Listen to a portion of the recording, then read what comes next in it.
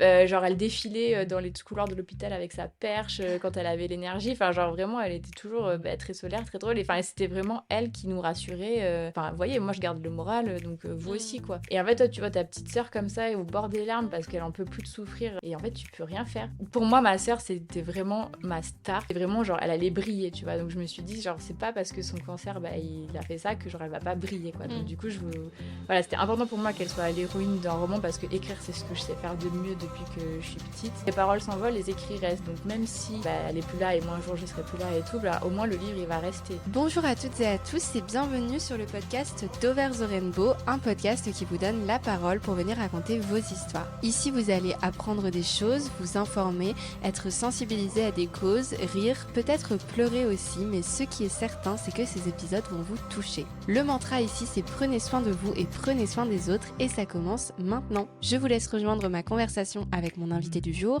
Bonne écoute. Bonjour Élise.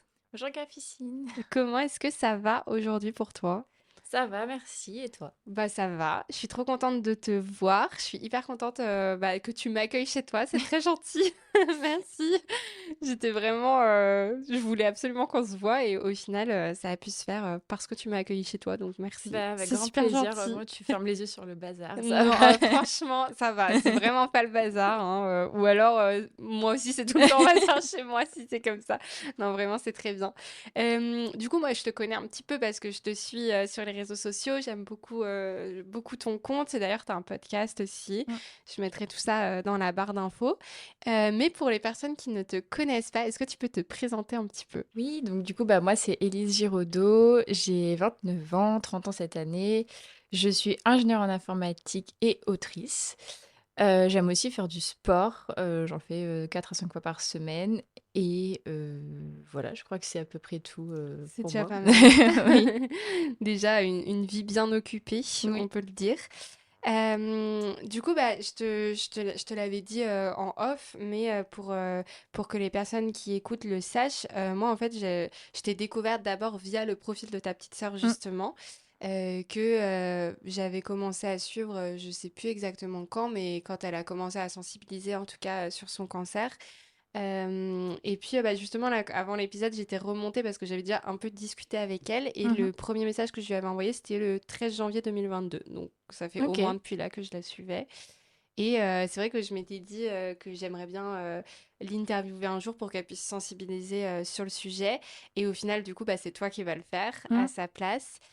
Donc, je suis vraiment contente que tu sois là aujourd'hui pour porter sa voix. Mmh. Donc, du coup, vous l'avez compris, vous qui nous écoutez, on va parler d'un sujet qui est difficile mais qui est très important, qui est donc l'histoire de ta petite sœur qui est décédée d'un cancer de l'ovaire. Mmh. On va parler aussi du coup d'elle, bien sûr, de la manière dont tu l'as accompagnée, parce que ça, c'est quelque chose dont on ne parle pas beaucoup, du rôle justement des aidants, des Mmh. proches des personnes malades, et de ton livre qui Mmh. va sortir très bientôt, qui a permis de la transformer en héroïne de roman. Mmh. Mmh. Pour commencer, est-ce que tu peux me parler un petit peu de ta relation avec ta petite sœur, de votre enfance, dans quel contexte vous avez grandi Ouais. Du coup, donc moi je suis née en 1994, ma sœur est née en 2000, donc on avait 5 ans d'écart à peu près. Du coup, quand j'ai appris que j'allais avoir une petite sœur, j'ai fait une crise de nerfs. Je me suis cachée dans la chambre de mes parents, je voulais plus en sortir. Du coup, ma mère, elle m'a emmenée chez le pédiatre. Après, elle m'a dit, enfin, le pédiatre après, il a dit bon, c'est bon, elle a verbalisé, tout va bien. Du coup, quand ma sœur est née, j'étais un peu sceptique et tout sur ce petit être qui venait dans la famille, mais Ouais. du coup, après, c'est bon. Enfin, je m'occupais d'elle, enfin, voilà, comme une grande sœur, mais quand même qui était toujours une enfant. Donc Oui. voilà.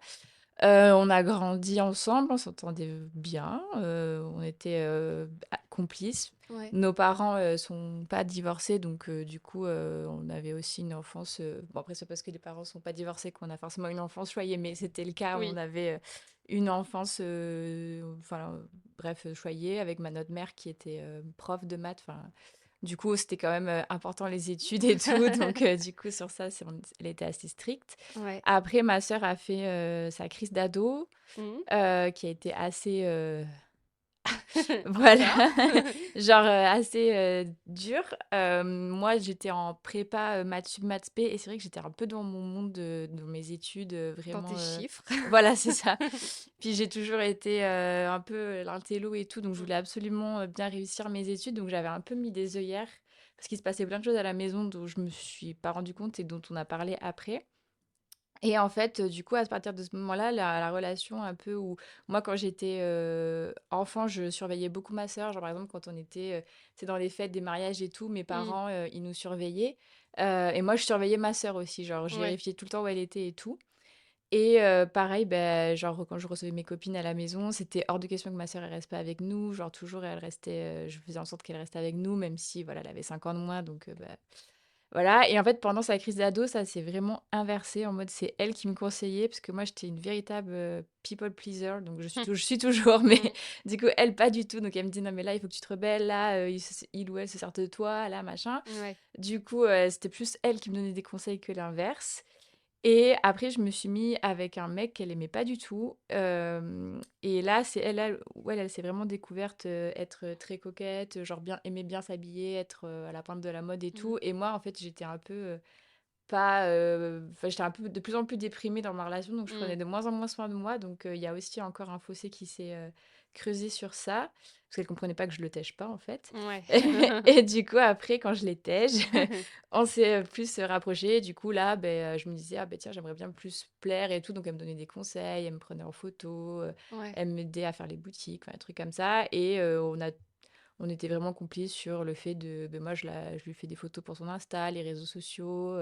Puis on rigolait tout le temps de tout, de rien, on se moquait de nos parents, enfin, comme Mmh. des sœurs, quoi. Mmh. Voilà, en gros, notre relation OK. depuis l'enfance. Et c'était quoi sa personnalité à Louise? Qu'est-ce qu'elle aimait faire, dans la vie, Bah, du coup, vraiment très drôle. Vraiment, elle est hyper drôle. Genre, enfin, en fait, elle avait 2 aspects. Genre, soit elle était hyper énervée, genre vraiment hyper impulsive, soit, vraiment, genre quand elle était dans un mood normal, genre vraiment très drôle, genre toujours la bonne phrase au bon moment, le Mmh. bon mot qui fait rire. Du coup, très solaire. Elle apporte vraiment la gaieté à chaque fois et ça, c'était un truc que j'admirais beaucoup parce que j'avais pas cette capacité à enfin, j'ai toujours pas d'ailleurs, cette capacité à faire rire au bon moment et puis elle imitait très bien les gens donc du coup, enfin, trop drôle, enfin, tu revoyais vraiment les gens quand elle les imitait. Après du coup, bah, très coquette, elle aimait beaucoup, bah, le monde des Miss puisqu'elle faisait, les élections. Du coup, elle avait été élue, 2e dauphine de Miss Médoc, pour sa première année de participation, donc elle avait eu beaucoup de compliments du jury pour une Mmh. première. C'était vraiment bien et tout. Elle aimait beaucoup les enfants, donc ça, elle voulait aussi travailler, avec les enfants. Elle Mmh. était en master, pour, devenir, professeure des écoles et donc beaucoup les bébés. Elle aimait beaucoup le bassin d'Arcachon aussi. C'était OK. vraiment son endroit, où elle adorait aller avec son petit copain, se ressourcer, tout ça. Voilà, c'est comme ça que je la décrirais, puis très, voilà, enfin, elle passait pas par 4 chemins, quoi. Genre, quand elle avait un Ouais, truc elle à était te le dire, elle franche, te ouais, directe. voilà, elle te le disait dans ta face et après tu faisais ce que tu pouvais avec cette information. Voilà. OK, je vois. Bah, merci, comme ça nous permet un peu de la connaître. Mmh. Et ensuite, comment est-ce que la maladie, du coup, est arrivée dans votre vie? Déjà, quels, symptômes, ont alerté Louise sur le fait qu'il y avait peut-être quelque chose qui allait pas? Bah, alors, en fait, elle était hyper fatiguée depuis quelque temps, c'était bizarre. Mmh. Mais bon, on s'inquiétait pas plus que ça, parce que ça arrive, tu vois, d'être Ouais. fatiguée et elle avait plus trop d'appétit non plus et ça, c'était bizarre parce qu'elle était, très gourmande aussi, genre elle adorait manger, plein de chocolat. Ma sœur avait cette faculté de manger sans vraiment, prendre un gramme. Ah oui, Donc je elle vois. mangeait tout le temps du chocolat et tout et enfin donc elle adorait le chocolat et là, elle avait même plus envie de chocolat donc c'était un peu étrange et elle a commencé vraiment le premier signe, c'était qu'elle avait fait un malaise et ça, c'était vraiment hyper bizarre parce que moi, je suis vraiment, la meuf qui fait des malaises tout le temps et ma sœur pas du tout. Mmh. Donc bon, ça nous avait un peu surpris, mais pareil, on pensait pas que c'était vraiment grave en soi et par contre, 1er signe vraiment, c'est qu'elle avait eu, 2 épisodes, où elle avait des énormes douleurs au ventre, au dos, qu'elle était, genre verte, enfin blanche-verte, vraiment une couleur bizarre de sa peau au niveau du Ouais. visage et qu'elle pouvait plus se lever, qu'elle vomissait Et donc le premier coup, bon, bah, enfin, le médecin, il avait dit que c'était soit d'origine gastrique, soit d'origine gynécologique. Donc on avait pris rendez-vous pour, enfin, le premier rendez-vous qui était genre un mois et demi après, pour faire un examen gynécologique. Mm. Et en fait, entre-temps, elle a refait un gros épisode comme ça. Donc du coup, là, on est directement parti aux urgences. Et en fait, là, ils ont passé donc une écho. Ils ont vu qu'elle avait une grosse masse accrochée à son ovaire qui s'était entortillée sur elle-même. Genre, il y avait deux torsions. Ok. Et en fait, du coup, ils ont pensé directement à un kyste parce que c'est assez courant en fait chez les jeunes filles d'avoir ça et on savait pas. Mm. Et donc du coup, ils l'ont opéré et en fait, à l'aspect, ça paraissait pas cancéreux parce que des fois, tu vois directement, enfin, d'après ce que j'ai compris, que c'est cancéreux. Et du coup, ils ont dit ouais, c'est un kyste et tout. Ils l'ont opéré, ils l'ont en urgence. Donc bon, c'était quand même beaucoup de stress, mais on s'est dit ok, bah c'est terminé. Et en fait, c'est un mois après qu'il y a eu les résultats de la biopsie. Et en fait, c'était même pas. Enfin, ça avait pris un peu plus de temps que prévu parce que c'est une personne, enfin, une anapathe, donc c'est les gens qui font les biopsies, Ok. qui a eu un doute, en fait, parce que vraiment, à l'aspect, ça paraissait pas du tout cancéreux. Genre, c'est juste, je sais pas comment ils font leurs analyses, mais elle s'est dit, c'est bizarre. Et en fait, c'est ça, grâce à cette personne qui a eu des analyses plus poussées et que là, on a su, enfin, que le verdict est venu que c'était un cancer des ovaires. Mm. Ok, et comment est-ce que l'annonce a été reçue? J'imagine que ça a été un choc, évidemment, Mm, surtout aussi jeune. Enfin, je sais pas mm, quel âge elle avait à ce moment-là. 21. Ouais, 21 ans. Donc, ça a été quoi sa réaction à elle? Bah, en fait, elle est enfin, de ce qu'elle m'a dit, hein, que c'était, très, un peu flou, genre un peu comme dans du coton, un peu, je me rends pas compte, puis je m'attendais pas à ce que le mot cancer, sorte. Mm. Apparemment, elle a réalisé quand, parce qu'elle était au rendez-vous avec ma mère, quand enfin, notre mère s'est mise à pleurer. Mm. Et en fait, ma mère, elle avait déjà des suspicions que c'était plus grave qu'un kyste, mais elle nous l'avait pas dit. Elle nous l'a dit après. Donc voilà. Et du coup, bah, elle entendait le mot cancer. Enfin, genre, c'était vraiment, voilà, enfin, très bizarre. Elle savait que c'était grave parce que ma mère pleurait. Mais en même temps, les médecins avaient dit, ben en fait, c'est pris à temps, c'est un cancer. Là, il est au stade 1, donc il n'y a pas de... Enfin, c'est pas qu'il faut pas paniquer, mais en gros, ça va aller. On va te Mm. retirer ton ovaire gauche et ta trompe gauche. Et c'est bon, ce sera terminé. Tu seras guéri. Et voilà, quoi. Enfin, Mm. donc, un peu, enfin voilà, bizarre, mais en même temps, bon, ça va aller quoi. Enfin, c'est bon, Ouais. je vais me faire opérer et c'est bon. Mm. Et toi, toi et tes parents, du coup, ça a été quoi vos réactions? Bah, je sais que donc moi j'étais à Paris, elle était à Bordeaux, du coup elle est sortie de là. Je sais pas dans quel ordre elle a appelé qui, mais je sais qu'elle a appelé mon père, son copain et moi. Et moi, en fait, enfin, on rigolait vraiment de tout, on faisait tout le temps de l'humour et tout. Donc, Mm. en fait, son kiss, je l'avais renommé, je l'avais appelé Kisty. Du... Ok.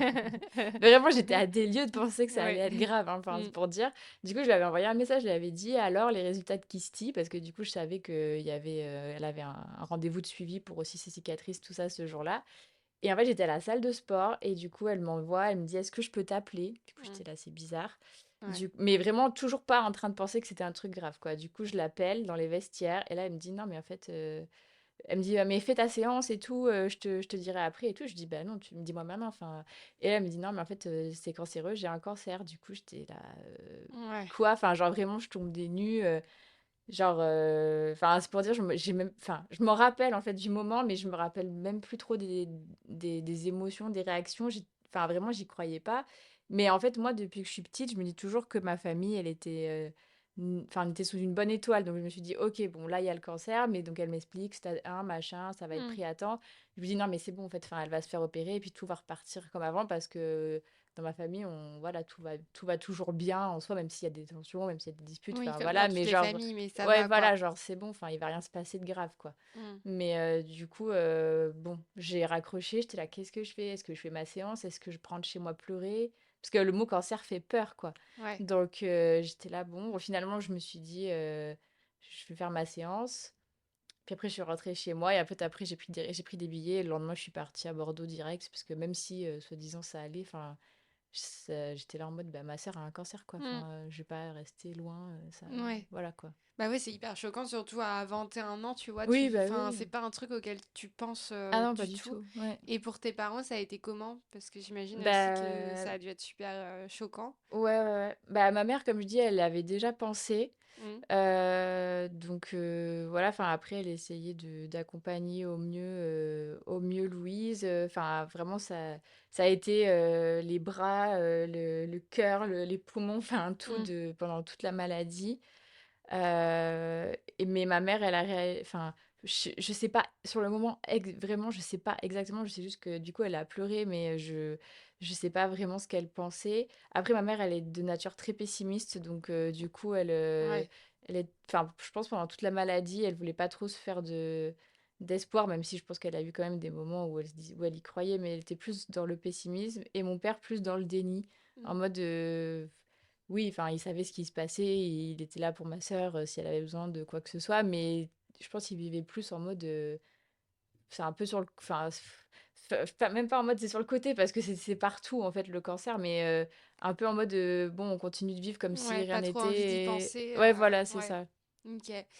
Et t'as été en colère ou pas? Parce que, enfin, je pense que Ouais. c'est une émotion qu'on peut ressentir Ah oui, à ce oui. moment-là, ouais. Ouais, ouais, non, mais toujours. Et puis, enfin, en fait, enfin, je le suis toujours, mais moins. Et en fait, du coup, ça, c'est bon, ça, c'est plus sur le après, mais genre, c'est vraiment chiant de sentir que tes émotions, avec le temps, se dissipent. Et Mm. enfin, ça m'énerve enfin, beaucoup de culpabilité aussi, mais du Ok. coup, la colère, ouais, vraiment, mais pendant toute la maladie, j'étais hyper en colère. J'étais en mode, pourquoi nous? Pourquoi ma sœur? Pourquoi pas moi? Mm. Enfin, pourquoi ça se passe comme ça? Et puis, dès que quelqu'un me disait un truc où il n'était pas à la hauteur, j'étais hyper en colère. Genre, j'ai éjerté plein de gens de ma vie Mm. parce que dès qu'ils me faisaient un truc, genre, ça allait pas et je n'avais pas le temps, en fait, ni l'énergie de mettre de l'énergie carrément dans ça. Enfin, j'étais en colère contre tout et tout le monde et tout le temps Mm. et tout le temps énervée. Et voilà. Ce qui peut se comprendre quand même. Je pense Oui, que mais c'est bon, tout à enfin, fait... c'est Ouais, c'est une pas. émotion qui est normale à mon avis. Et après l'annonce, du coup, il s'est passé quoi? Ça a été quoi les différentes étapes maintenant qu'on sait, ok, Louise a un cancer, qu'est-ce qui Ouais. se passe? Bah, en gros, elle devait se faire opérer. Donc, en fait, eux, les médecins, donc je parle en général, puisque je sais pas exactement là qui suivait quoi. C'est après où c'était un peu plus clair. Mais du coup, la gynécologue qui l'avait opéré en urgence pour le soi-disant kyste, elle nous a dit, bah là, en fait, je vous mets en relation avec tel chirurgien. Vous allez le voir et vous allez, enfin, il va vous expliquer, il y aura l'opération et tout. Et du coup, en fait, le cancer. Enfin, il faut savoir que la masse qui était accrochée à l'ovaire de ma sœur, elle faisait quand même 13 centimètres de diamètre, donc elle Mm. était quand même Grosse quand même, énorme. ouais. Et du coup, ils ont dit, bon, mais en fait, c'est un cancer. Bon, là, il est gros, mais il est quand même à souche lente. Donc, le chirurgien lui a dit, si tu veux être opéré en décembre, y a pas de souci parce qu'il va pas évoluer énormément puisque c'est tel type de cancer. Donc, je saurais pas dire lequel, mais voilà. Ouais. Et donc, si tu veux faire ton semestre, être tranquille et tout, et d'études, et après tu te fais opérer à Noël, il n'y a pas de problème, machin. Bon, ma sœur, elle a quand même dit, je veux m'en débarrasser le plus vite possible. Donc, elle a pris la première date dispo, c'était le 8 octobre. Et à partir de là, genre, son état, enfin là, elle allait encore bien, si je puis dire. Et en fait, là, son état s'est dégradé, son ventre, il a commencé à gonfler, elle avait de plus en plus de douleurs, de plus en plus de problèmes gastriques et tout. Et nous, on comprenait pas. Et en fait, la veille ou l'avant-veille de l'opération, la secrétaire du médecin a appelé, elle a dit qu'en fait, le médecin serait pas dispo pour l'opérer, donc c'était décalé de 11 jours. Mm. Donc ce serait finalement le 19 octobre. Et là, les 11 jours, ça a été vraiment la dégringolade. Elle allait de plus en plus mal, elle n'arrivait plus à se lever de son lit, elle n'arrivait plus à aller en stage, elle n'arrivait plus à aller à l'école, elle mangeait plus rien. Enfin, c'était terrible de la voir comme ça dépérir à petit feu. Et bon, elle se disait, mais ok, bon, bah, enfin, je suis comme ça, mais le 19, je vais me faire opérer et ça va aller mieux, quoi. Et en fait, la veille au soir, donc le 18 au soir, bah, elle est partie aux urgences. Enfin, il y a SOS médecin qui est venu, elle est partie aux urgences parce qu'elle avait plus de 42 fièvre, elle avait le ventre hyper gonflé, hyper douloureux. Et en fait, c'est parce que bah, son cancer, il s'était propagé partout. Enfin, c'était pas du tout un cancer à souche lente, c'était un cancer à Ouais. souche turbo. Et en fait, elle en avait partout dans le ventre, dans le péritoine. En fait, les cellules cancéreuses, elles émettent un liquide, en fait, qui s'appelle de l'acide. Et en fait, du coup, c'est pour ça qu'elle avait le ventre tout gonflé, comme rempli d'eau et tout ça. Et du coup, bah, en fait, ils nous ont dit: «Non mais c'est inopérable là, genre, il y en a trop et du coup, en fait, il faut faire une chimio, quoi». Mmh. Mais du coup, il y a eu un mauvais diagnostic à la base, en fait, Ouais, mais quand en même? fait, c'est leur faute et en même temps pas leur faute parce que, bah, c'est un cancer vraiment hyper rare, quoi. Ouais. Enfin, après elle a été suivie à Paris et le son oncologue, qui est quand même, un professeur, reconnu, et très, comment dire? Très pertinent dans enfin, Mmh. c'est vraiment, il était incroyable ce monsieur. Il avait fait remonter son dossier à des congrès quand il allait à Chicago, quand il faisait des congrès européens sur les cancers, gynécologiques et en fait, et vraiment bah, moi je sais pas ce qu'il y avait écrit dans le dossier, mais en gros, il nous a dit qu'ils avaient jamais vu ça, quoi. Mmh. Enfin, ils savaient pas, enfin, c'est pas leur faute en soi non plus, c'est vraiment que c'est un cancer hyper rare, quoi. Ouais. Donc là, du coup, on était rendu en mi-octobre 2021, c'est ça? Ouais. Donc Louise peut pas être opérée. Donc Mmh. là, qu'est-ce qui se passe Bah, du coup, on ensuite? lui dit, qu'il faut déjà faire passer l'inflammation parce que du coup, elle avait tellement d'acide et le fait qu'elle ait de la fièvre, c'était pas normal non plus. Donc ça veut dire qu'elle avait en plus une bactérie. Donc là, il fallait, traiter la bactérie, qu'elle ait plus de fièvre et que là, on pouvait commencer la chimio parce qu'on fait pas de chimio sur quelqu'un qui est enflammé, quoi, enfin qui a une inflammation. Mmh. Donc ça a été vraiment plusieurs jours, vraiment assez terribles. Genre, ils essayaient de ponctionner l'acide dans son ventre, ça marchait pas, c'était hyper douloureux.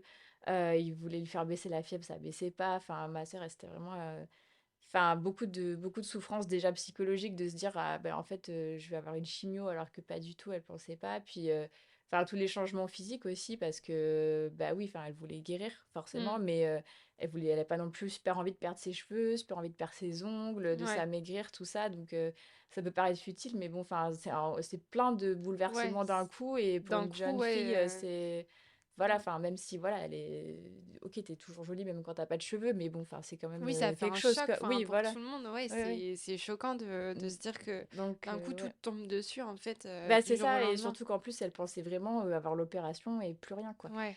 Donc, bon, enfin, plein de bouleversements, que ce soit psychologique quoi, puis même juste rester à l'hôpital, en fait, parce qu'elle y est rentrée le 18 et puis elle y est plus ressortie avant, fin octobre, quoi, ou Mmh. début novembre. Donc, elle était plus dans sa chambre, elle était plus à la maison, et puis l'hôpital, c'est pas du tout l'hôtel, quoi. Enfin, enfin, moi, j'ai dormi, plein de fois avec elle, là-bas parce que heureusement, il y avait un lit accompagnant, donc tu pouvais dormir avec elle, donc on la laissait jamais seule.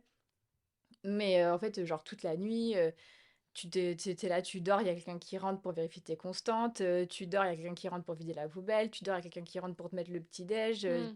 tu pas du tout genre, bien chez toi à te reposer alors que, tu es malade, quoi. Enfin, Mmh. donc, bref, voilà et en fait, finalement, quand l'inflammation s'est enfin dissipée, ils ont commencé, une chimio qui, soi-disant, allait bien avec ce cancer-là. Enfin, c'est cette chimio qu'on fait quand on a un cancer de l'ovaire, De je ce sais pas. type, ouais. Voilà, ouais, voilà. Ok, et donc du coup, comment ça s'est passé la chimio à ce moment-là? Bah, là, ça s'est bien passé, je sais pas, Mmh. genre ça s'est passé en tout cas, après elle a eu encore des plein d'épisodes avec des pics de fièvre et tout, donc elle était vraiment dans le mal. Hem, Beaucoup de nausées, mais pas de vomissements. Enfin, elle encaissait quand même très bien les choses, au niveau médical, je veux dire. Mmh. Voilà et puis du coup, elle aurait été revenue à la maison, mais après elle était repartie parce qu'elle avait encore de la fièvre, enfin, genre elle avait quand même, enfin, c'est ouais, ces tumeurs faisaient vraiment beaucoup de d'inflammation et de pics de fièvre Ouais. et c'est que au fait, la chimio, c'était une semaine à l'hôpital avec les produits, enfin ou 5 jours et après 2 semaines de pause à la maison. La première fois, elle a pas réussi à faire les 2 semaines de pause parce qu'elle a dû repartir et après je crois que c'est à partir de la deuxième e semaine de chimio où là, du coup, beh, j'étais revenue. Moi, je me rappelle le jour où elle était sortie de chimio, j'étais revenue à Bordeaux pour passer, plusieurs semaines et là, je l'avais trouvée assise dans le salon à faire un Pulse et je m'étais dit: «C'est incroyable», genre vraiment, genre là, elle est pas dans son lit, elle est dans le salon, elle fait un truc, genre c'est positif, quoi. Mmh.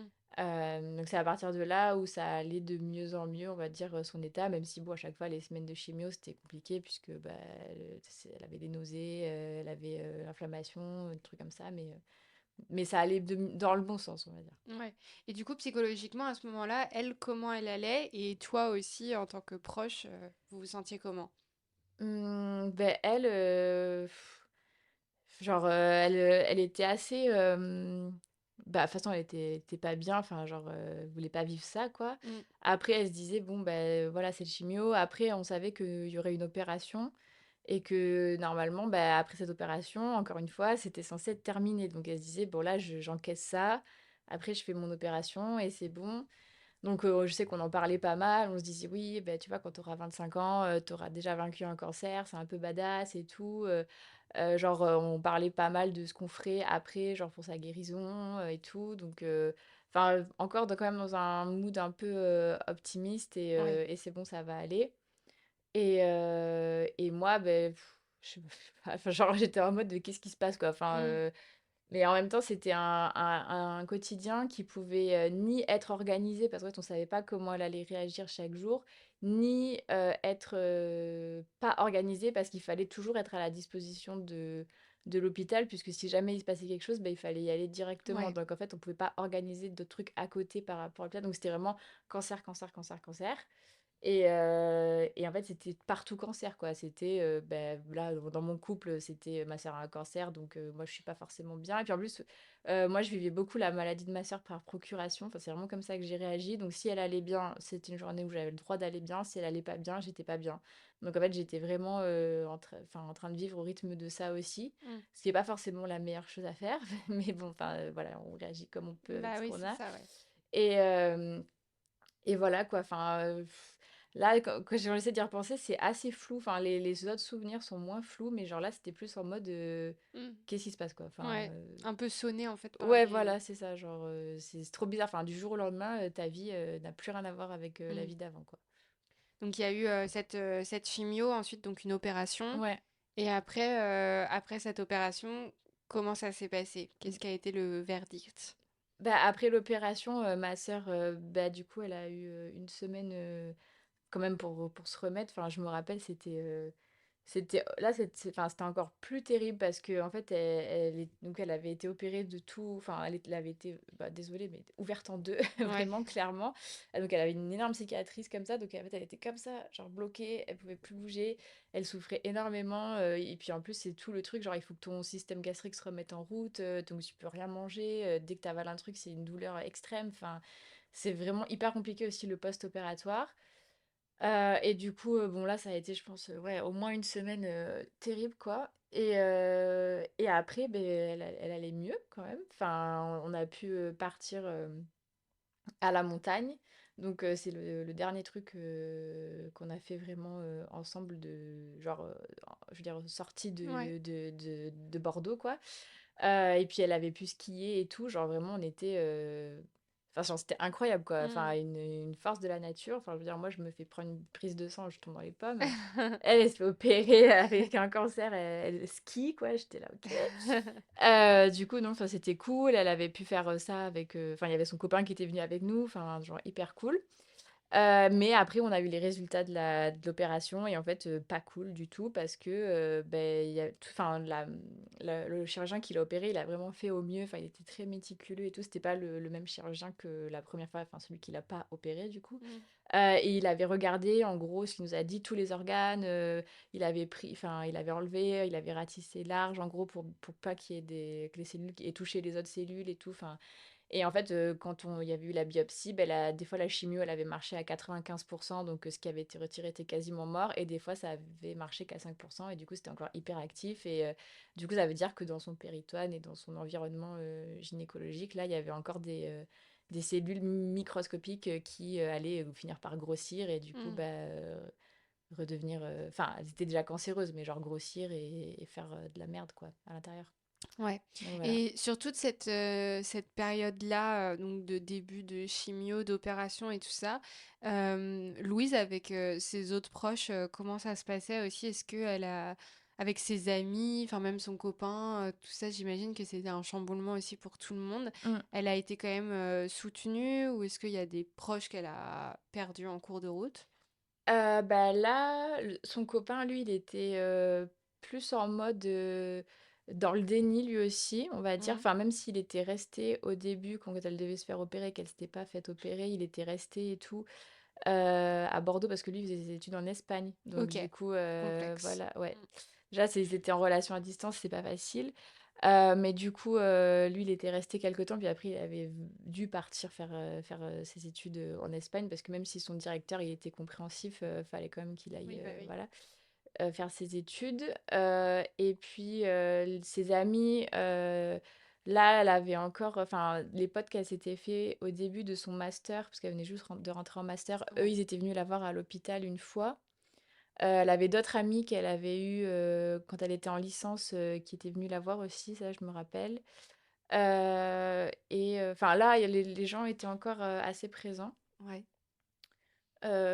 Donc là, ça allait, mais bon, enfin, de toute façon, vu qu'elle était vraiment dans le mal, il y avait des... enfin, elle n'avait pas forcément envie de recevoir Bah non oui, c'est plus sûr. Ouais. énormément de personnes. Donc, mais je sais qu'elle leur parlait beaucoup par message, quoi.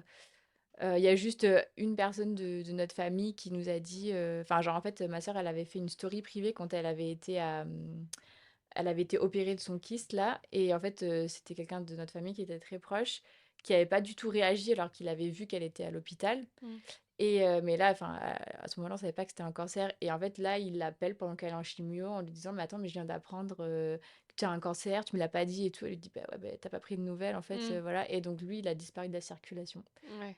Mais sinon, là, les gens étaient encore assez présents, Ok. Et ça a changé par la suite, du coup? ouais. Ouais. Ah ouais. Bah, les gens, finalement, enfin, en fait, le truc, c'est que nous, le cancer, ça devient le centre de notre vie. Mm. Et en fait, mais en fait, le monde continue de tourner autour et les Bah gens oui. qui n'ont pas bah, ce problème-là, eux, ils continuent leur petite vie, leurs petits problèmes et tout. Et c'est normal, même si là, je dis ça avec presque un an de recul, mais sur le moment, je pensais pas du tout comme ça. J'étais en Mm. mode, mais vous captez pas, vous comprenez rien, genre, j'étais, enfin, bref, toujours de la colère, comme on disait tout à l'heure. Et genre, moi, par exemple, bah, mes amis, ils m'ont saoulée parce que bah, ils réagissaient en mode ah mince, ah nana, ou ils me prenaient pas de nouvelles et tout. Donc, enfin, j'avais plus de temps à perdre. Genre, personne ne me voyait, personne ne me disait ah ben tiens, est-ce que, enfin, comment ça va? Est-ce que tu veux qu'on se voit? Est-ce que tu veux qu'on te change d'idée? C'est toujours si t'as envie qu'on te change les idées, tu nous dis. Mais en fait, genre, propose-moi des trucs concrets. Enfin, Ouais. si t'as envie d'être là pour moi, tu me dis, genre, je viens tel jour, machin. Enfin, je sais pas, vraiment, j'avais trop du mal. Et il y a que bah, une copine qui était... Enfin, on était proches, mais pas si proches. Et qui, elle, s'est vraiment révélée. Genre, vraiment, c'est ma best assista de la life maintenant. Genre, vraiment, elle était tout le temps là. Elle me demandait tous les jours des nouvelles. Elle parlait à Louise aussi, genre Mm. directement. Elle a été super présente et tout. Et du coup, maintenant, on est comme ça. Mm. Mais sinon, enfin, mes amis d'avant, genre que ça faisait 7 ans qu'on était hyper proches, hyper potes, bah, au fur et à mesure, ils sont... Ouais.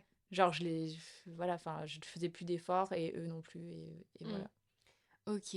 Donc du coup là, si on reprend un peu le cours, on Ouais. était rendu à quel moment en fait? Genre Là, on était vers printemps ouais, c'est ça. 2022? Début Ouais. mars 2022, ouais. Ok. Et donc du coup après la suite, qu'est-ce Bah, qui s'est passé? du coup, Louise, elle a su qu'elle allait repartir en chimio. Donc là, ça a dû Euh, encore être un peu un coup de massue, quoi, ouais. j'imagine. Oui, oui, là, vraiment, c'était compliqué. Et elle recommençait à avoir des douleurs, du coup, vers l'anus. Donc, du coup, Mm. elle se disait, est-ce que c'est possible que j'ai... Parce qu'elle avait fini sa chimio, genre mi-janvier.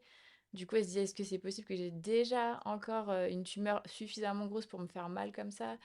Et nous, enfin, du coup, on savait pas et tout. Et là, elle a refait une écho. Et effectivement, elle avait deux nouvelles masses donc, qui étaient plus du tout vers l'ovaire, en fait. À chaque fois, ces Ouais, masses ça avait tumorales, bougé. ouais, elles bougeaient partout. Et là, du coup, elle a dit... Enfin, en fait, je me demande, avec le recul, enfin, et ma mère, elle se pose la même question, si, genre, déjà là, son inconscient savait qu'elle n'allait pas s'en sortir. Ouais. Parce que du coup, elle avait fait une grosse crise pour avoir un chien. Ouais. Et parce que mes parents nous ont toujours dit jamais d'animaux, jamais de chiens, parce que c'est vrai qu'on avait de la chance. Mes parents, enfin, en gros, on vivait bien, mais ils mettaient beaucoup leurs économies dans des voyages, donc on bougeait beaucoup. Mm. Et du coup, bah, avec des animaux, bah, c'est pas simple ni pour nous, et puis en plus, enfin, pour l'animal, si c'est pour, enfin, pas l'abandonner, mais genre le Mm. mettre à garder tous les 4 matins, voilà. Donc du coup, pas d'animaux. Et là, donc ma soeur était là, non, mais si on n'a pas de chien, je fais la grève de la faim. Elle avait gardé son caractère. Ah oui, oui, oui. Non, mais en fait, mais pendant tout ce temps, genre là, elle faisait. Genre, j'en parle de manière très factuelle, mais en Mm. vrai, genre, moi, je mettais toujours mon masque pour faire le clown. Et genre, elle faisait énormément d'humour noir sur sa maladie. Genre, quand elle a perdu ses cheveux, elle était dans son plaid. Elle, faisait comme ça, elle disait qu'elle était un moine. Genre, quand ça avait recommencé à pousser, elle disait: Ah, j'ai une tête de kiwi. Ouais. Genre, elle défilait dans les couloirs de l'hôpital avec sa perche quand elle avait l'énergie. Enfin, genre, vraiment, elle était toujours très solaire, très drôle. Et enfin, c'était vraiment elle qui nous rassurait en mode, ouais, ben, enfin, vous voyez, moi, je garde le moral, donc vous Mm. aussi, quoi.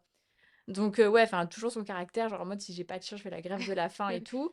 Donc, bon, ça avait fait une énorme dispute dans la maison, mais finalement, mes parents, ils se sont dit, bon, c'est son rêve et genre, ça peut lui faire du bien, lui faire penser à autre chose, faire des balades quand elle aura l'énergie et tout de marcher et tout ça. Donc, du coup, on a pris donc le fameux bébé chien Brona qui vraiment, genre, ça a été son monde à Louise Mm. bah, jusqu'à la fin. Donc ça a quand même fait un bouleversement supplémentaire dans la maison, un petit chien, parce Ouais. que du coup on l'a eu, elle avait 2 mois. Alors vraiment c'est un amour, genre elle a vraiment été hyper facile à élever, mais genre voilà, c'était un asticot quoi, elle courait partout, Ouais. fallait la surveiller comme les sur le feu. Donc du coup il y avait moi à la maison avec mon père qui surveillait le chien, maman qui amenait Louise à ses rendez-vous médicaux et qui après du coup prenait le relais sur le chien. Enfin bref, Toute une c'était vraiment organisation. ouais, épuisant. Et en plus, mon père a eu enfin, a eu des problèmes de santé aussi à cette période-là. Donc du coup, il y avait le bébé chien, mon père que je devais amener à l'hôpital, ma sœur qui allait à l'hôpital. Enfin, genre, vraiment, Ouais. c'était épuisant, mais de chez épuisant. Mais heureusement qu'il y avait le petit chien, parce que du coup, elle était drôle et ça nous faisait quand même changer les idées. Mm. Mais du coup, on soupçonnait un cancer de la prostate à mon père. Donc j'étais là, ok, donc si ma Ah ouais, sœur a un ouais, cancer, mon l'ambiance. père a un cancer, genre là, j'étais vraiment au bout de ma life. Mm. Et en plus, mon médecin traitant voulait pas m'arrêter parce qu'il m'avait dit que c'était des problèmes logistiques. Non Parce mais. que, non, mais vraiment, Oh mon Dieu. un sketch, le truc, genre, je vais le voir, je lui dis, oui, enfin là, est-ce que. Je demande juste une semaine, mais genre là, vraiment, mon père, il va avoir des rendez-vous, il va se faire opérer de la prostate.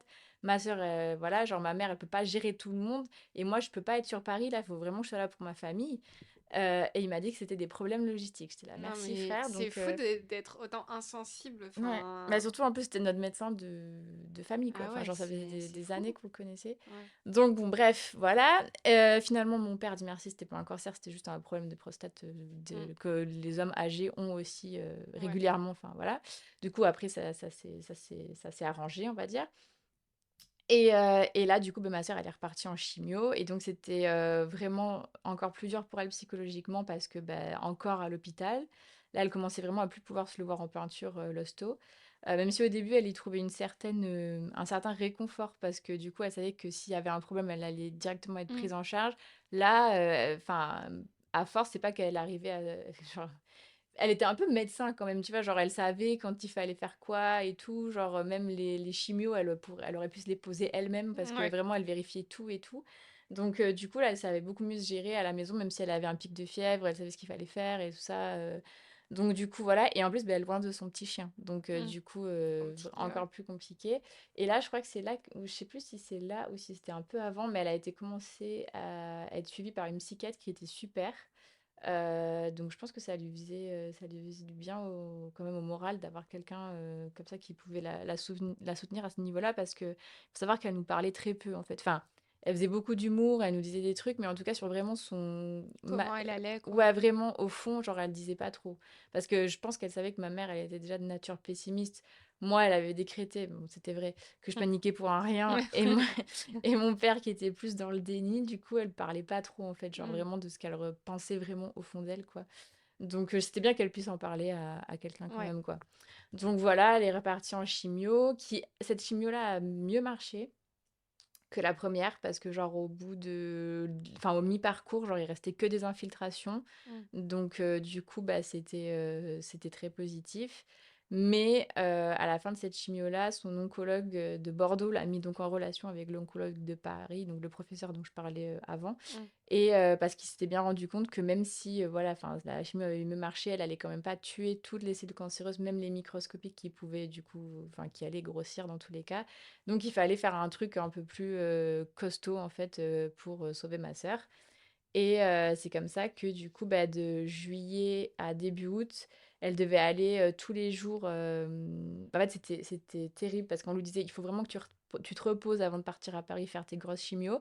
Et en même temps, tous les jours, elle devait se faire transfuser en plaquettes. Tous les jours, elle devait se faire transfuser en hémoglobine. Et tous les jours, quasiment, elle devait aller à l'établissement français du sang pour donner ses cellules souches. Parce qu'en fait, le principe des autres chimios, c'était qu'elle soit, genre qu'elle ait la chimio. Donc ça allait tuer toutes ces cellules, genre toutes ces muqueuses, genre à tous les endroits du corps. Donc elle avait des champignons dans la bouche et tout. Enfin bref, c'était terrible. Et après, là, cette chimio-là, elle était autogreffée avec ses propres cellules pour du coup récupérer ses globules blancs et tout Mhm. ça. Du coup, il fallait qu'elle les donne. Et puis, il y avait des jours où elle n'avait pas sécrété assez parce que, mine de rien, la chimio, ça fatigue énormément la moelle épinière.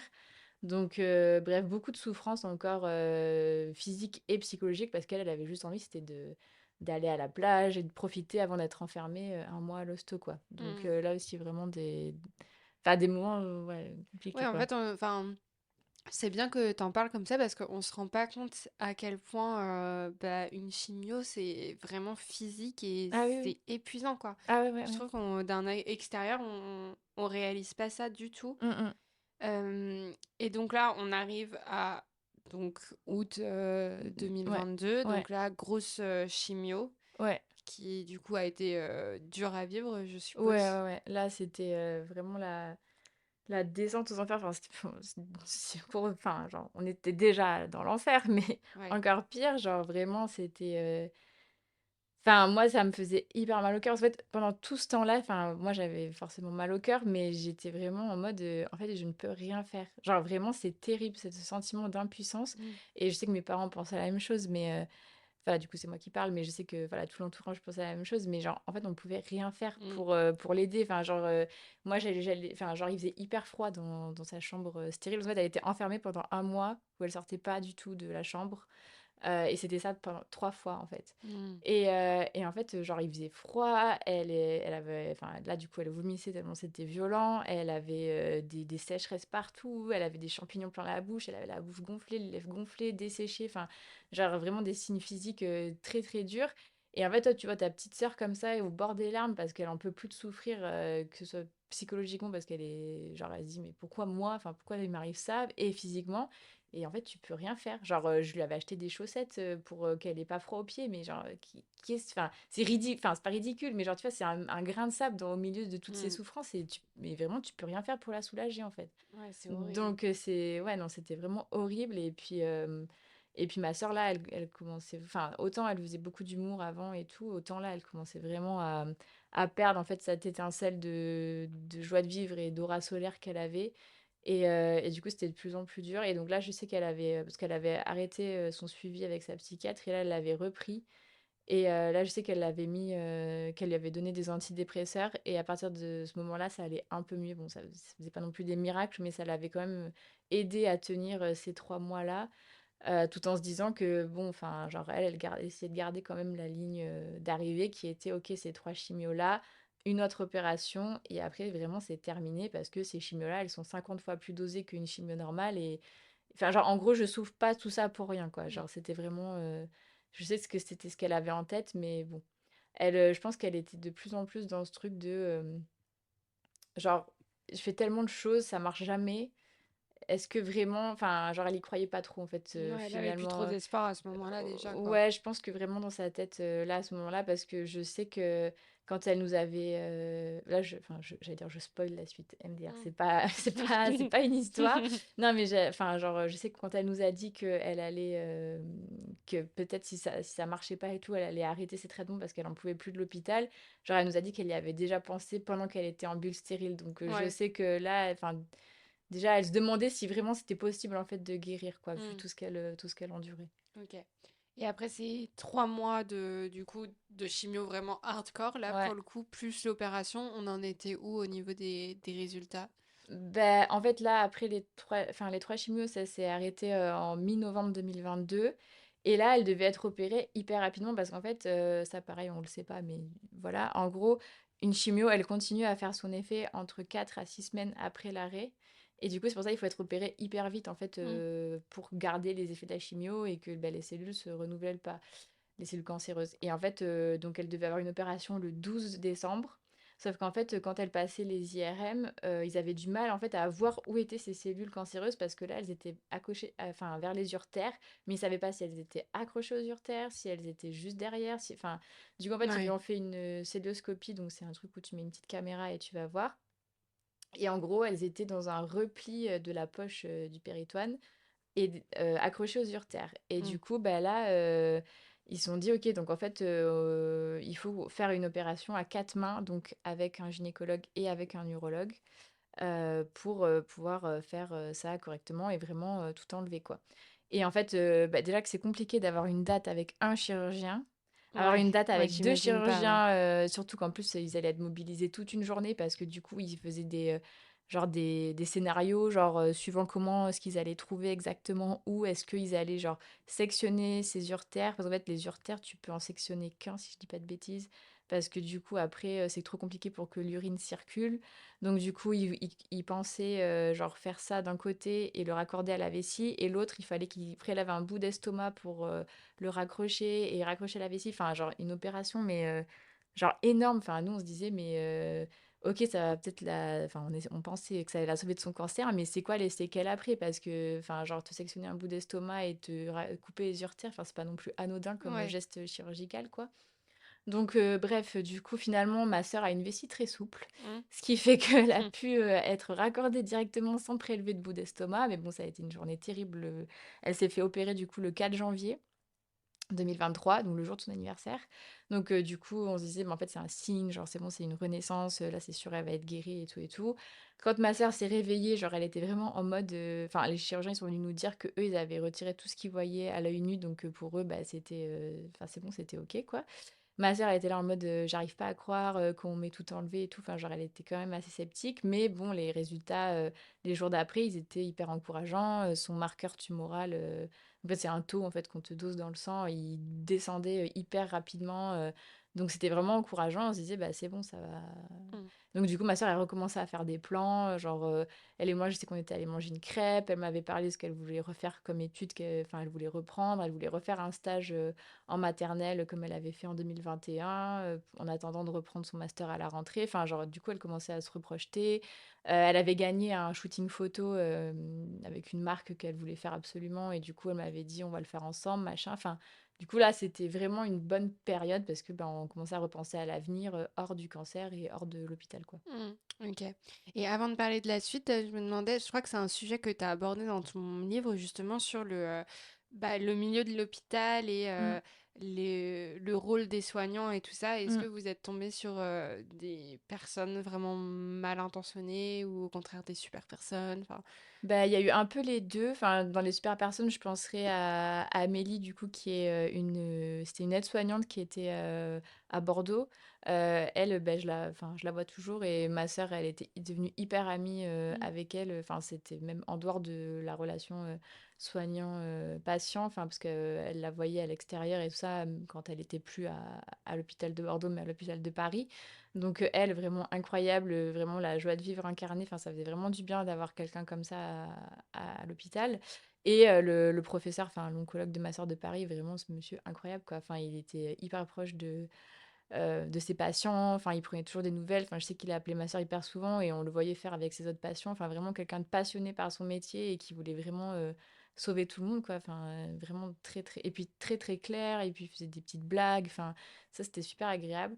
Mais après, oui, donc bah, déjà, j'ai parlé de mon fameux médecin traitant, là, qui voulait pas m'arrêter pour des raisons logistiques. mm, Mais du coup, ma sœur, elle a subi quand même quand même des violences psychologiques. Enfin, Heu, c'est juste des exemples comme ça, mais par exemple, quand elle allait partir en chimio, là, en août, les grosses chimios à Paris, genre, elle croise une infirmière, après s'être fait, enfin, son truc de plaquettes là, et l'infirmière, elle lui dit: «Ah oui, donc j'ai appris, tu pars à Paris en août et tout, tu sais, mais tu sais que moi, ce que je fais en août, je pars à New York», genre, mm. bah, Ok, madame, cool pour enfin, toi. oui, voilà, enfin, genre, tu dis pas ça alors que t'es. Enfin, je peux comprendre des fois la maladresse. Enfin, Mm, à l'époque, je comprenais pas du tout, mais mm. je peux comprendre la maladresse. Mais genre là, quand t'es soignant, je sais pas, enfin, non. Ouais. Ou alors ma sœur qui fait, genre, là, dans les bulles à Paris, un psychologue, parce que, enfin, donc elle était suivie par sa psychiatre. parce que en fait, les psychologues qu'il y avait là-bas, mais ils étaient pas du tout. Enfin, la première, il y en avait deux. La première psychologue, elle lui avait dit que c'était elle qui s'était créé son cancer. Mais Genre, quoi? ouais, que c'était elle qui s'était créé son cancer, qu'elle devait chercher dans son enfance et son adolescence à quel moment il y avait eu quelque chose et du coup, c'était elle qui s'était créé ces Mais c'est trop cellules-là. grave en vrai de Oui, dire ça. mais oui, oui. Donc du coup, ma sœur, genre, elle était en mode, enfin, genre, ouais, je sais qu'elle dit n'importe quoi, mais ça l'avait quand même travaillé Bah oui, plusieurs temps, genre mais en quelle mode, horreur. ouais, genre en mode c'est ma faute si je suis malade, enfin, voilà. Et le deuxième, il lui avait dit, ok, bon, bah aujourd'hui, on va faire une séance, parce que du coup, elle voulait plus voir la première, forcément. Mm. Du coup, elle avait essayé avec la deuxième personne, et il lui avait dit, ah oui, on va faire une séance aujourd'hui sur un mot que vous choisissez, vous dites le mot, et et après, on articule la séance autour de ça. Et elle lui avait dit, bah, injustice. Donc, injustice d'être malade si jeune, injustice d'être à l'hôpital et tout, et puis bah, enfermée là dans cette bulle et tout. Il lui avait dit, bah non, pourquoi injustice vous avez choisi d'être là. C'est vous qui avez choisi d'être hospitalisé. Bah, elle lui dit, bah oui, mais frère, en gros, si jamais je suis pas là, en fait, je clame, quoi. Ouais. Enfin, donc non, enfin, c'est pas vraiment mon choix. Enfin, oui, c'est mon choix, mais enfin, il dit, oui, oui, cool, lui, il était là, non, non, c'est vous qui avez choisi et tout d'être là, c'est vous qui avez choisi d'être hospitalisé. Donc ça, c'est pas injuste et tout, machin. Donc bon, Mais c'est quoi enfin, ces gens? genre, Mais ça fait trop peur en ouais, vrai. bah vraiment pas du tout d'accompagnement. Mm. Enfin, à part sa psychiatre là, qu'on a trouvé qui elle, donc vraiment, comme je dis, enfin, je la connais pas, je l'ai jamais vue, je lui ai jamais parlé, mais d'après ce que Louise en disait, elle était vraiment contente du suivi. Mais sinon, le reste. Puis, enfin, même pour nous, les aidants, enfin, moi, du coup, j'ai rien eu du tout. Bah, je pourrais parler de ma propre expérience avec les psys qui est. Enfin, j'ai rien du tout contre les psys, mais enfin, moi, je suis vraiment pas tombée sur des personnes bien. Mais ma mère, par exemple, qui était donc l'aidante principale, on va dire, qui devait avoir un suivi psychologique, bah, elle a vu une fois la psychologue, elle lui a dit, bon, ben, je reviens lundi. Bah, tu vois, genre, on attend toujours lundi, quoi. Mm. Genre, elle est jamais revenue. Bon, là, ma mère, elle se fait suivre elle-même par quelqu'un qu'elle trouve très bien, donc ça, c'est cool, mais genre, c'est pas du tout l'hôpital qui a fourni quelque chose pour les Ouais. aidants, quoi. Vraiment pas du tout. Ok. Et donc là, on arrive, donc on est en début 2023. Ouais, Il y a un moment où ça va mieux. ouais. Et après, du coup, qu'est-ce qui se passe pour qu'on redescende d'un seul coup? Bah, du coup, ma sœur, elle se faisait quand même toujours toutes les semaines une prise de sang pour vérifier que son marqueur tumoral descendait. Et en fait, bah, normalement, il a plus descendu, il a remonté. Donc, du coup, enfin, c'était bizarre. Donc là, genre l'oncologue, il dit: «Bon, ben faut pas paniquer encore parce que bon, il remonte certes, mais des fois, enfin parce qu'elle s'était fait doser à Paris la fois d'avant et là c'était à Bordeaux. Donc il dit: «Parfois c'est pas exactement et tout, enfin comme c'est pas au même endroit, faut que tu te refasses, faire une prise de sang». Donc le lendemain, reprise de sang et en fait ça avait encore augmenté, genre ça a augmenté vraiment de manière exponentielle. Donc, on s'est dit: «OK, en fait, son cancer, il a repris», mais où? Parce que, enfin, soit il restait vraiment des cellules microscopiques, mais là, enfin, les 2 chirurgiens, ils s'étaient dit: «Bon, enfin, nous, on a tout enlevé, quoi», Hmm. donc voilà. Et en fait, c'était pas du tout à cet endroit-là, c'était, au foie, parce qu'elle avait repassé, du coup, un TEP scan, et enfin, donc un scanner et en fait, bah, les cellules, tumorales, elles étaient au niveau du foie. Donc on pense que quand elle s'est fait opérer déjà en janvier, il y avait déjà, ça avait déjà migré au foie, mais comme c'était microscopique, bah, Bah oui, vous pouvez pas le ils voir, pouvaient pas quoi. le voir. Donc, et puis de toute façon, quand on passe un TEP scan, donc le truc, enfin vraiment l'imagerie qui est, on va dire, assignée pour voir les cellules tumorales, parce que tu ingères de l'iode et du coup ça colore les cellules tumorales. Ils peuvent voir que quand c'est, enfin, que je dise pas de bêtises, mais que quand c'est supérieur à 1 millimètre, je crois. Hmm. Donc du coup, si c'est plus petit que ça, enfin, tu le vois pas même à l'imagerie. Donc du coup, si c'était ça, ben en fait, c'était normal que ça se soit même pas coloré non Hmm. plus. Donc là, l'oncologue, il a dit, enfin, il avait dit à ma sœur que, enfin, il avait encore une corde à son arc un autre type de chimio. Et en fait, il y a plein de gens qui vivent avec un cancer au foie. En faisant ça, en fait, c'est une semaine, tu as un tiers de la dose de chimio, la deuxième, un autre tiers, la troisième, le dernier tiers, une semaine de repos. Et en fait, toutes les semaines, tu vas faire ta chimio comme ça et tu vis très bien. Bon, je sais pas si tu vis très bien, mais genre, tu vis en tout cas Ouais. avec ton cancer au foie. Parce qu'en fait, c'est un organe très vascularisé. Donc, du coup, la chimio a tendance à bien faire effet à cet endroit-là. Et du coup, ma sœur, elle s'est dit: «OK, bon, beh, je vais tenter ça», donc 1 mais là, en fait, elle allait de plus en plus mal, aussi physiquement parce que du coup, beh, elle avait, bon, elle souffrait pas, du foie ni rien, mais en fait, son corps était vraiment fatigué. Genre, elle Mmh. avait, plus aucune défense immunitaire. Sa moelle épinière, elle était vraiment, hors service, quoi. Donc du coup, en fait, elle a fait sa première injection. En fait, elle a été malade, énorme, enfin très, très, très malade. Et toute sa flore intestinale aussi a été complètement détruite. Et du coup, elle a dit, enfin, elle nous avait déjà dit, en fait, que si cette chimio-là, fonctionnait pas, elle allait arrêter ses traitements. Et en fait, là, bah, du coup, ça a pas du tout marché parce que non seulement elle a été super malade, donc elle a dit: «Mais moi, c'est bon, j'en ai marre de souffrir, ouais, en fait, du coup, bah, la chimio, ça te soigne, mais en même temps, ça te fait aussi des Ouais. effets secondaires. Donc, elle dit: «J'en ai ras-le-bol de souffrir de ça, de tous ces trucs-là pour me soigner qui, en fait, me détruisent un peu plus, quoi». Et en plus, son marqueur tumoral qui a été redosé le lendemain, il a même pas baissé d'un millième, quoi. Genre, il continue à Ouais. augmenter, donc vraiment, ça marchait pas du tout. Donc là, on avait eu une discussion, parce que ma mère, elle voulait absolument qu'elle tente, sa deuxième semaine pour voir quand même.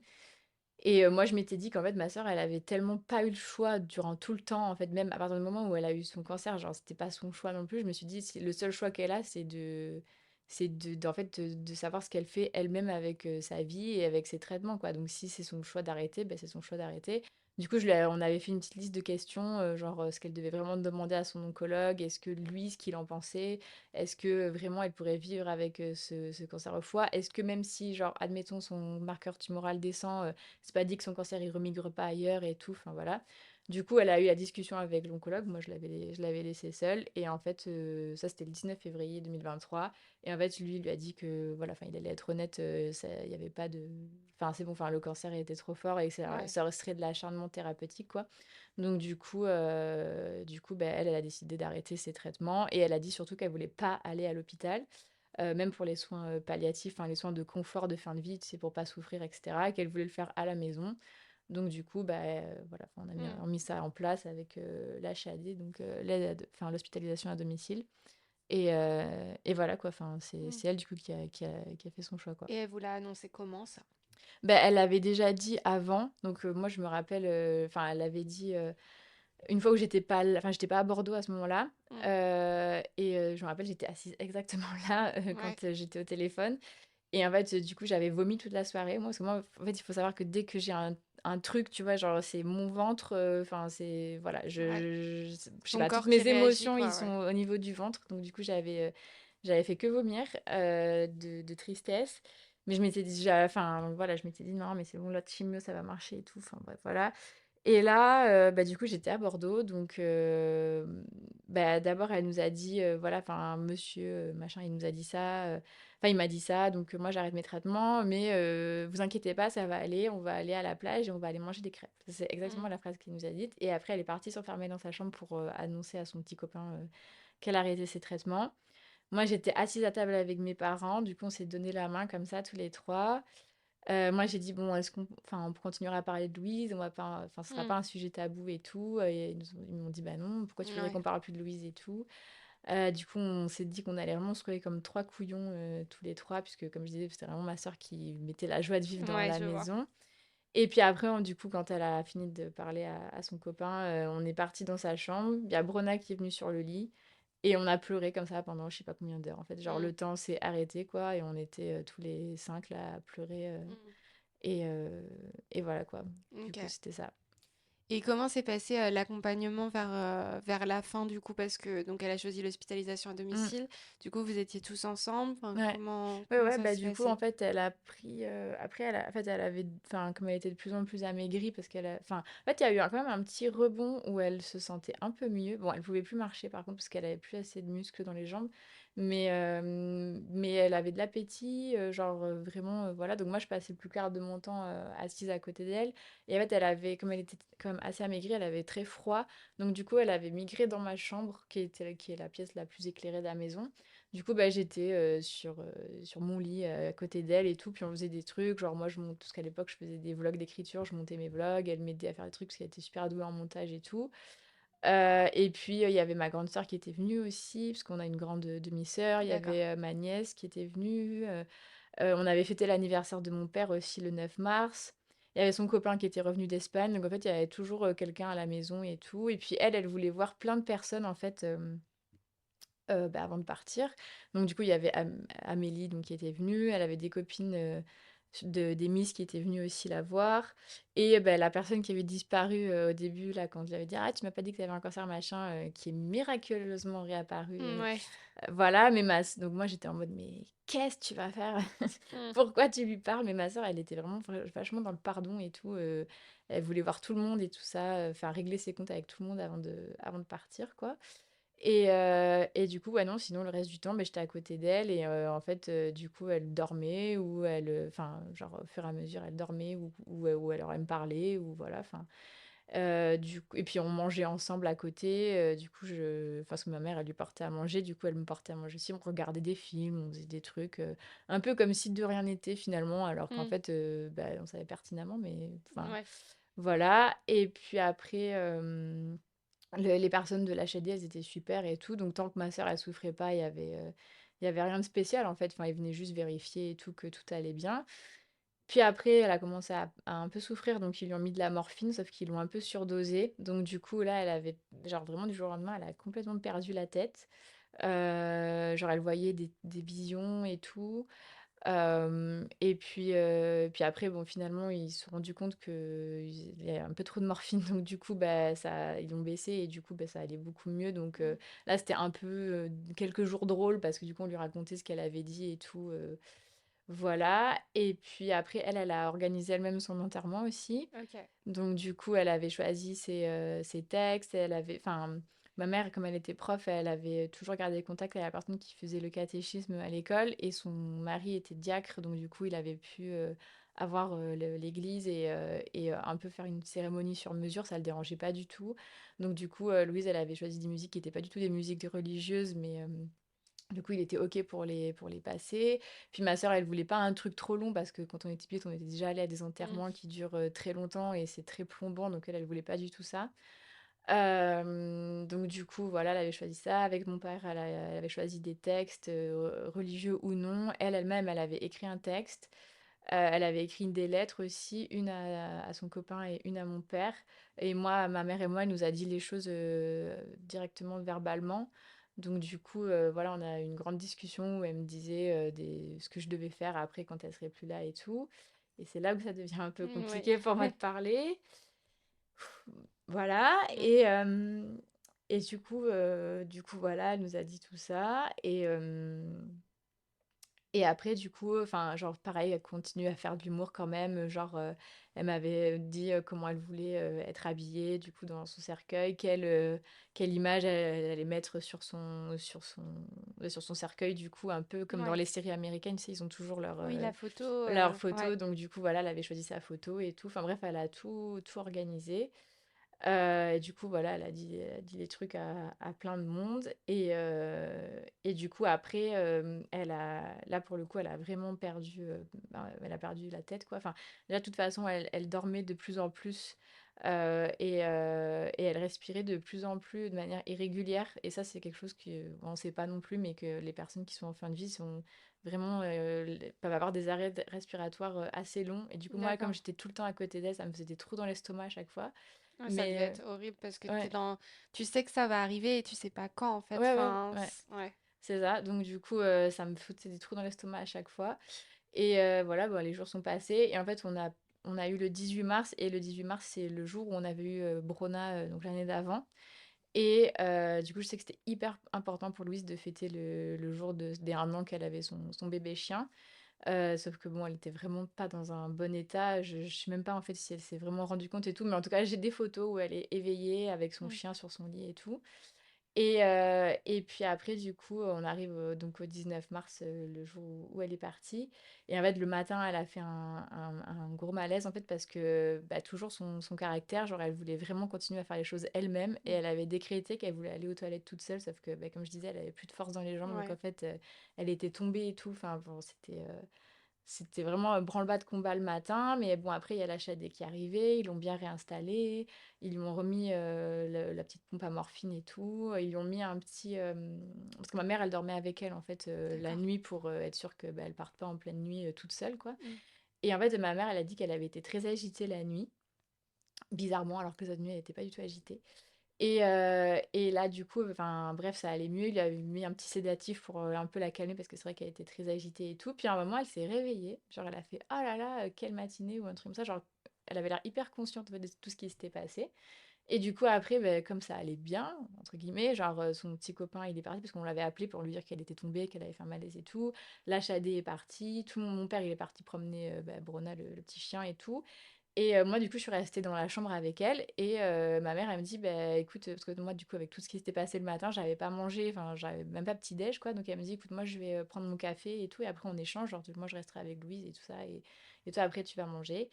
Et en fait, bah, genre 2 minutes, enfin, moi, je scrollais sur mon tel et puis je l'écoutais respirer, quoi. Et 2 minutes après que ma mère soit partie, bah, en fait, ma sœur, elle s'est réveillée d'un coup, genre vraiment comme si elle était je sais pas, réveillée, sauf qu'en fait, beh, j'ai bien compris qu'elle était pas du tout réveillée parce que je lui parlais, je lui disais des trucs et tout, et en fait, elle voyait bien qu'elle me voyait pas, qu'elle disait voilà, et en fait, c'est juste que, bah, enfin, comme tu disais, genre, on voit pas dans les films, dans les séries, la représentation des personnes qui sont malades, on se rend pas compte, mais en fait, on se rend pas compte non plus comment les gens sont quand ils décèdent, parce qu'en fait, ils sont pas juste comme ça, à fermer Mm. les yeux et tout, pas du tout.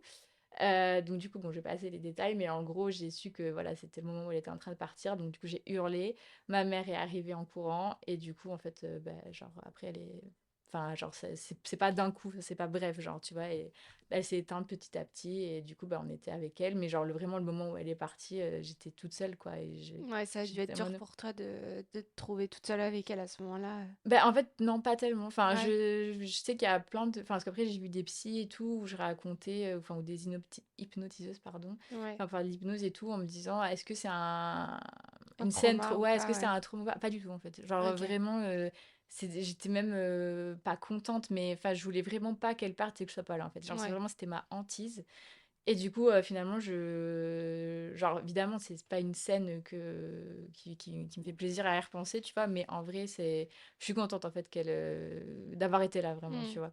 Donc, c'est pas du tout un truc auquel j'ai plus envie de penser ou quoi, Je me dis, j'étais là jusqu'au bout, quoi, vraiment. Ouais, effectivement. Est-ce que vous aviez parlé avec ta sœur de ton projet de livre sur elle? Ouais. Ouais. Ben, en fait, du coup, quand elle pensait vraiment guérir après son opération, après ses chimios intensives, là, en fait, on s'était dit, mais pourquoi tu ferais pas un livre témoignage? Et comme, bah, du coup, toi, tu l'avais connue sur Insta où elle documentait, elle sensibilisait beaucoup à son cancer, on avait repris, en fait, tous les posts qu'elle avait fait et on en avait fait un livre témoignage qu'on avait appelé Un combat ensemble, où du coup, bah, il manquait juste la fin. Et on avait même fait un résumé et tout, et on avait mis des images en fait de chaque étape, quand elle s'était coupé les cheveux aux épaules, quand elle s'était coupé les cheveux courts, quand elle avait perdu ses cheveux, etc. Enfin, genre vraiment avec des belles photos et tout ça.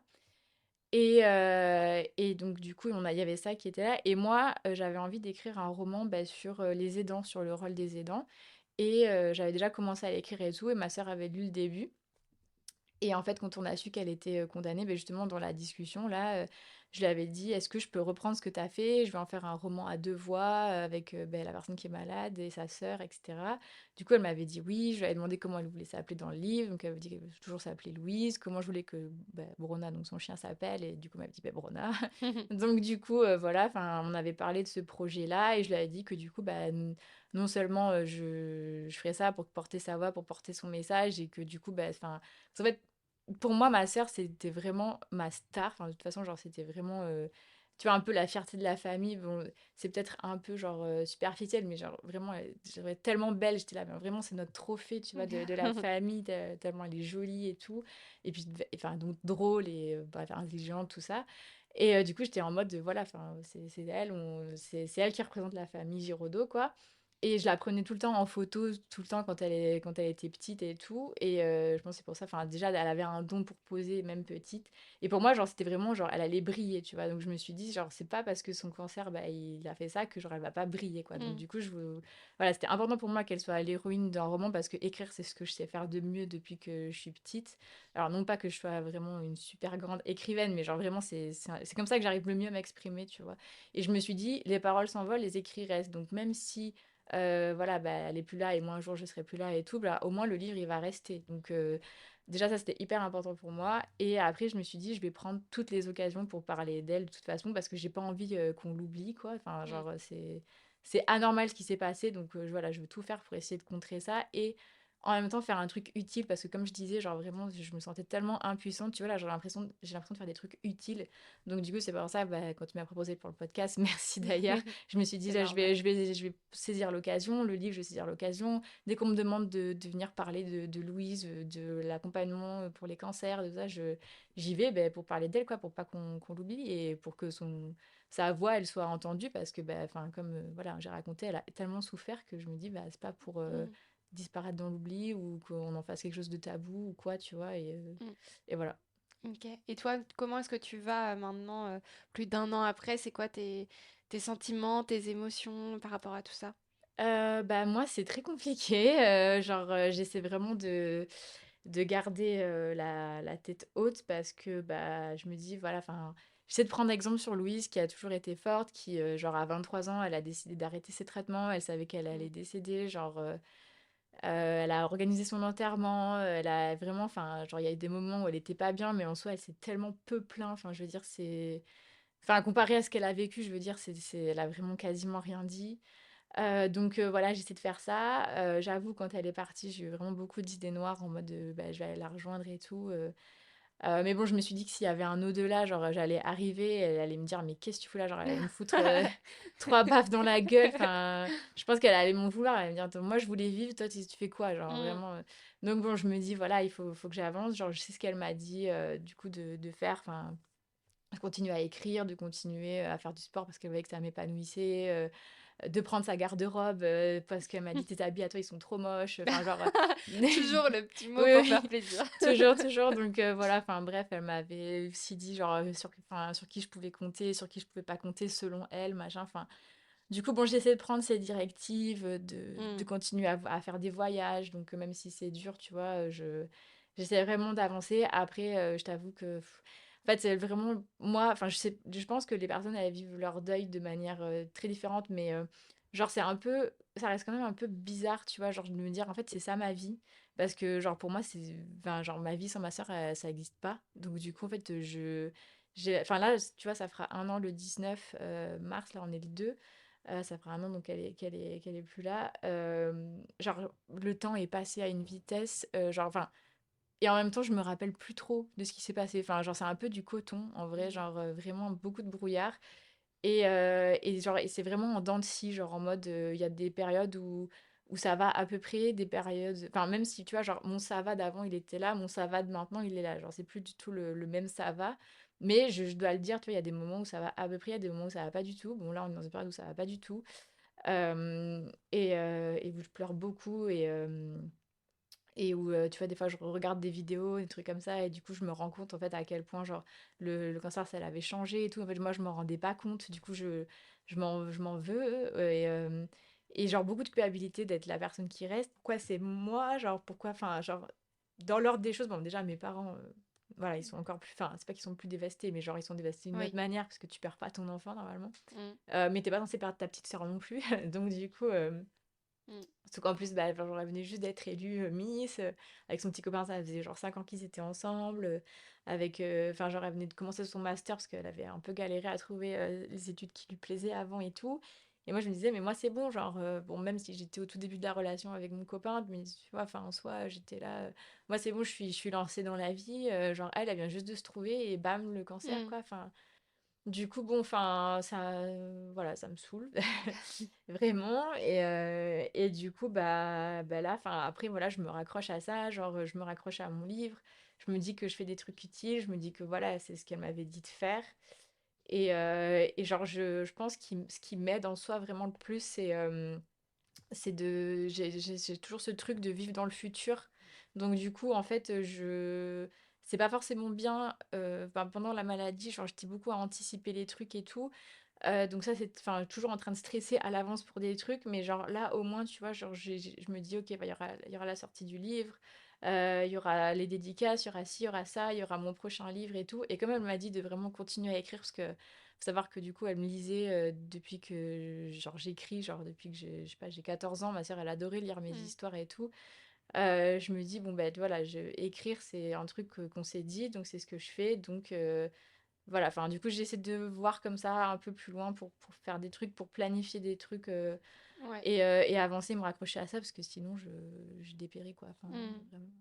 Ouais, bah de toute façon, je pense que c'est des étapes quoi. Enfin, c'est par période. Ouais. Ça va prendre du temps. Enfin, là, ça fait au moment où on enregistre, du coup, on est le 2 mars, donc ça fait même pas un an. Mm. Donc en soi, c'est sûr que c'est normal que ce soit encore Ouais. difficile. Mais en tout cas, c'est hyper courageux de parler d'elle, de faire des. Enfin, ton livre, c'est incroyable en vrai comme projet. Donc Oui. j'espère que t'es fière de toi quand même. Oui, enfin, je sais pas. Il faut J'avoue. l'être. Enfin, après, je sais pas trop si c'est vraiment. Enfin, j'aime pas. En fait, je déteste ce mot courage en vrai. Genre, Ouais. c'est. Enfin, il y a deux trucs que je déteste, c'est ça va. Mm, Bah non, ça va pas. mm, Et courage, je trouve que ça n'a pas de sens. Enfin, je sais pas, après, chacun a son truc, mais tu vois, ma sœur, genre, en soi, je la trouve courageuse parce que, bah, genre, enfin, enfin, en tout cas, moi, ma définition, c'est quand t'as peur de faire un truc, mais tu le fais quand même, tu vois. Donc, je pense que, bah, à la fin de sa vie, et puis même avant, genre, tout ce qu'elle a fait et tout, genre, oui, elle avait peur, mais elle le faisait quand même. mm. Moi, là, c'est pas du courage en soi. Enfin, c'est juste,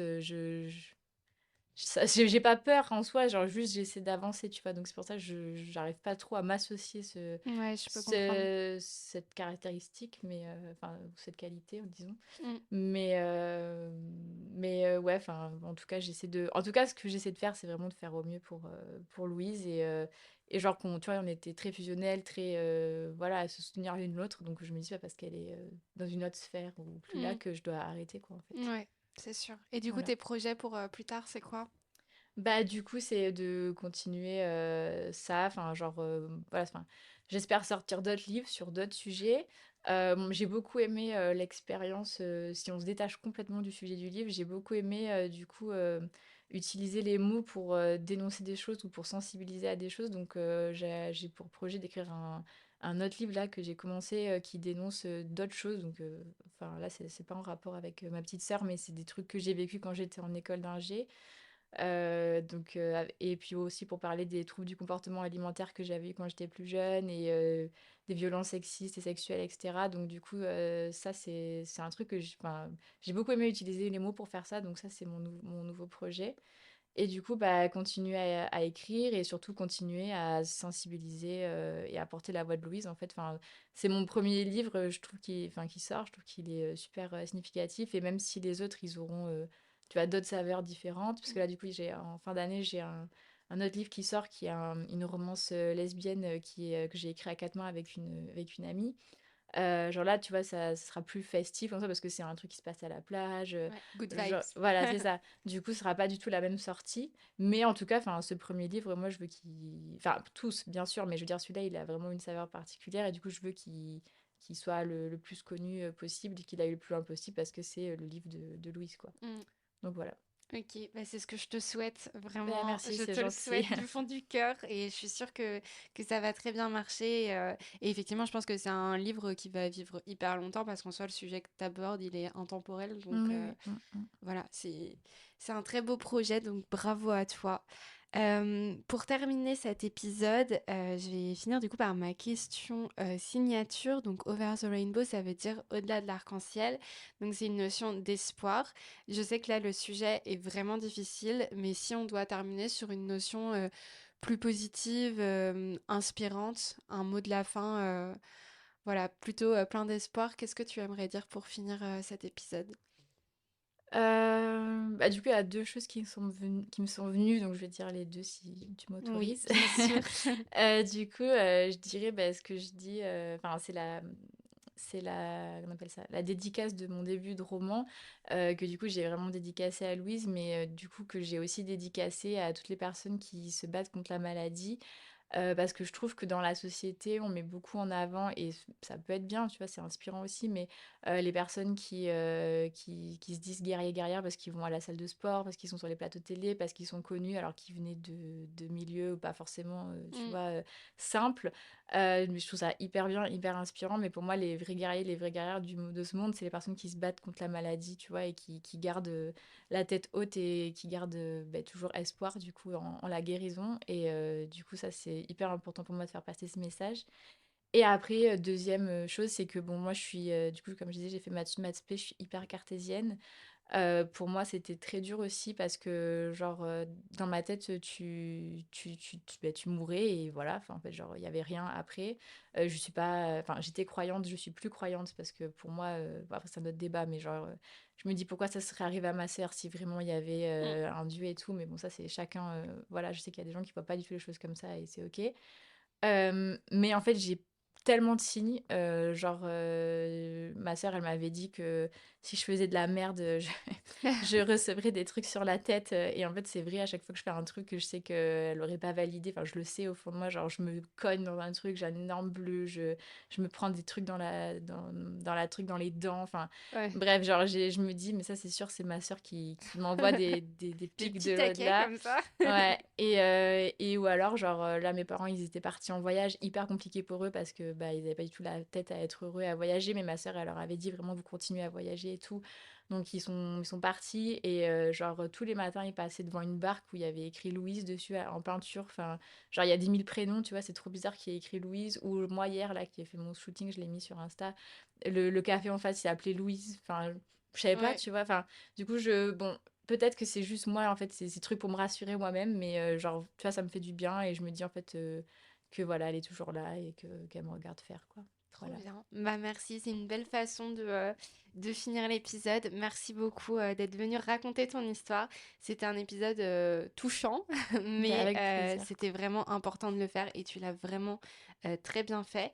Et c'est sûr qu'il a fallu, comme tu l'as dit, beaucoup de force à Louise pour traverser tout ça, mais il en faut aussi bah, beaucoup pour toi, pour continuer à avancer et pour réaliser ce beau projet. Donc voilà, comme on l'a dit, même si t'aimes pas le mot courage et tout ça, j'espère que t'es fière de toi et de ce que tu fais parce que tu portes une mission qui est vraiment très belle, donc bravo. Bah, c'est gentil. Bah, je suis fière de ma sœur, en tout cas, Mm. donc c'est important. Ouais, c'est la continuité, on va dire. Voilà, exactement. Tout à fait. Et bah merci encore, merci encore Élise. Et puis bah merci à vous aussi d'avoir écouté cet épisode. Vous pourrez retrouver du coup le compte Insta, le lien pour le livre d'Élise. Je vais mettre tout ça en description. Pensez à mettre 5 étoiles à cet épisode si vous l'avez apprécié. Vous pouvez aussi me retrouver sur tous les réseaux sociaux, me soutenir sur Tipeee si vous le souhaitez et vous procurer mon livre Pourquoi pas, rien à voir, mais qui s'appelle Qui suis-je, qui est dispo aux éditions Le Duc. Je vous dis à très vite pour un prochain épisode. N'oubliez pas, prenez soin de vous, prenez soin des autres. Bye!